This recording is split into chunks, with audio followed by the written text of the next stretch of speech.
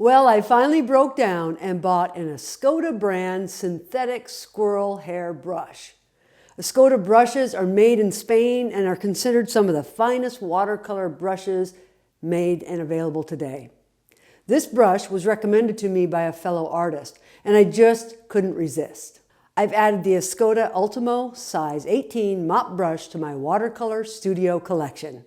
I'm very excited to show it to you. Let's get started.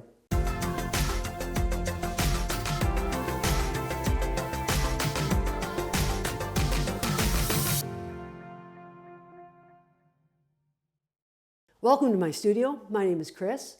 This channel is all about tips, tools, and tutorials for growing in watercolor. So let's take a look at this beautiful brush. This is the Ultimo line of Escoda brushes.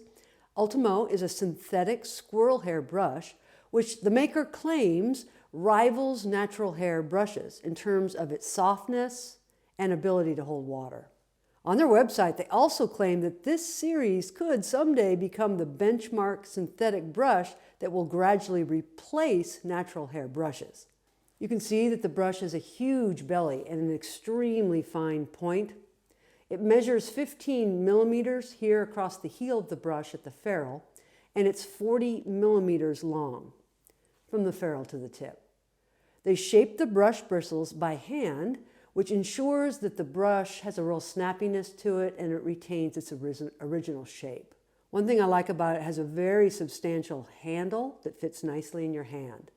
They apply 3 crimps here in the ferrule to attach the ferrule to the handle of the brush. They claim that that design of the ferrule will give you a lifetime of use in this brush. In my test of the brush, I filled it with water and pigment and measured how long it would continue to release the paint. As you can see here, the brush just keeps on releasing paint. I was super impressed. I love how the brush retains this very sharp point. As you can see, I can move from fine lines to large washes and back to fine point quite effortlessly. Most synthetic squirrel hair brushes are quite soft and can lose their shape, but as I re-wet this brush, it goes right back to its fine point. I'm impressed with the quality of the brush, the spring in the bristles, the substantial feel of the handle in my hand, the extremely fine point, and the real big belly that holds tons of water.